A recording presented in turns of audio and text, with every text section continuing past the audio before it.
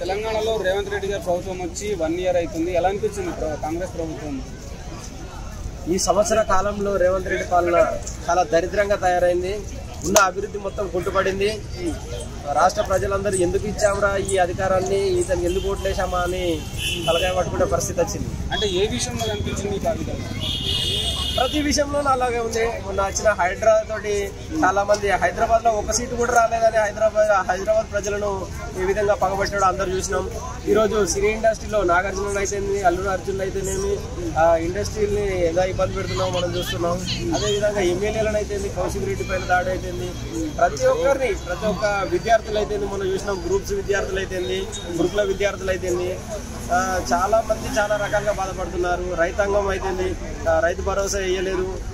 అడిగితే అధికారంలోకి వచ్చి 1 ఇయర్లోనే మేము 2 లక్షల లోపు రుణమాఫీ చేసినాము అండ్ 50,000 ఉద్యోగాలు ఇచ్చినాము అని చెప్తుండే కదా రేవంత్ రెడ్డి గారు. అవును, అతను చెప్తుండే కరెక్టే. కానీ ఇప్పుడు రైతు బంధుకు వేయాల్సిన డబ్బులను ఆపి ఆ డబ్బులను ఇటు మళ్లించి చేసి నేను చేసేసిన అని చెప్పేసి ఇప్పుడు రైతు బంధు ఎగ్గొట్టేసిండు కదా. అదే విధంగా 100 రోజులలో చేస్తా అన్న పనులన్నీ ఆపేసి సంవత్సర కాలం అయిపోయింది, 365 రోజులు అయిపోయింది, ఇంకా అది పూర్తి చేయడం లేదు కదా. ఇంకా దాంట్లో 1-2 తప్ప ఆయన ఇచ్చిన 420 హామీలు, అది 420 హామీలని జనం గమనించలేకపోయారు. అంటే గ్యాస్ 500కి ఇస్తున్నాము, మహిళలకు బస్సు ఫ్రీ ఇచ్చినాము, కరెంటు 200 యూనిట్లు కూడా ఫ్రీ ఇస్తున్నాము. ఈ 1 ఇయర్లోనే వాళ్ళు 10 సంవత్సరాలు చేయండి, మేము 1 ఇయర్లోనే చేసాము అన్నట్టు అంటున్నారు. మరి మీకు ఎలా అనిపించింది? అవునన్నా, వాళ్ళకున్న నాలెడ్జి పాపం బీఆర్ఎస్ నాయకులకు లేకుండా పోయింది. ఎందుకనంటే రైతు బంధు పేరుతోటి వాళ్ళు ఒక 5 ఎకరాల రైతుకు 25,000 వేసేది. బీఆర్ఎస్ ప్రభుత్వం ఒక 5 ఎకరాలు ఉంటే రైతుకు 25,000 వేసేది. ఇప్పుడు ఆ 25,000 ఎగ్గొట్టి కేవలం 500 ఇస్తుండు బస్కు ఫ్రీ. ఒక ఇంట్లో ఎంతమంది మహిళలు ఉంటారన్నా? 2-3 మహిళలు ఉంటారు. వాళ్ళు నెల మొత్తం తిరిగితే 1,500 అవుతుంది.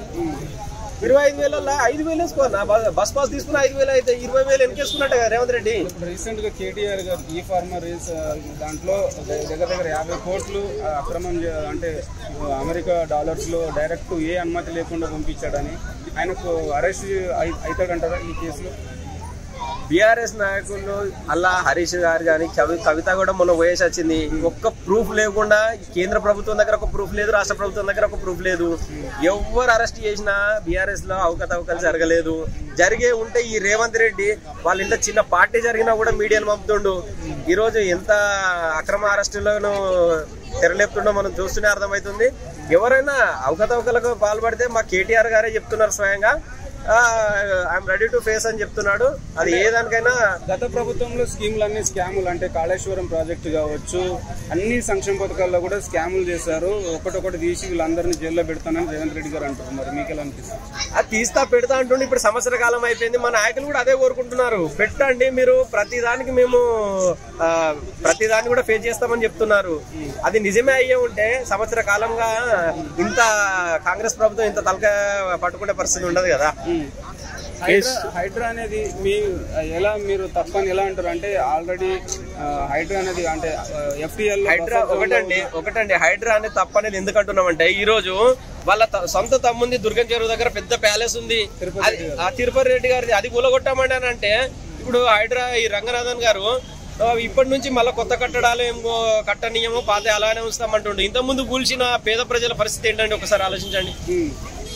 అంటే వాళ్ళకి పేదోళ్ళకి ఫస్ట్ పునరావాసం కల్పించి వాళ్ళ ఇల్లు అందరికి కూలగొట్టాలంటారు హైడ్రా అంటే. పునరావాసం కల్పించడం కాదండి, ఆయన ముఖ్య ఉద్దేశం ఏంటంటే ఆయన కొంతమంది నాయకులను టార్గెట్ చేసిండు, కొంతమంది సినీ ప్రముఖులను అది బ్లాక్ మెయిల్ చేద్దామని ఆయన ముందుగానే ఒక ప్లాన్ ప్రకారం తోటి ఇవన్నీ కూలగొట్టేసిండు. అందులో ఎన్కన్వెన్షన్ ముందుగా కూలగొట్టాలని ఫిక్స్ అయ్యిండు. ఒక ఎన్కన్వెన్షన్ అక్రమంగా కట్టితే వాళ్ళ బిడ్డ పిల్ల ఎన్కన్వెన్షన్ లో చేసిండు కదా, ఆ రోజు తెలియదా అది? అలాంటి దాంట్లో ఎలా చేసిండు మరి ఆయన పెళ్లి?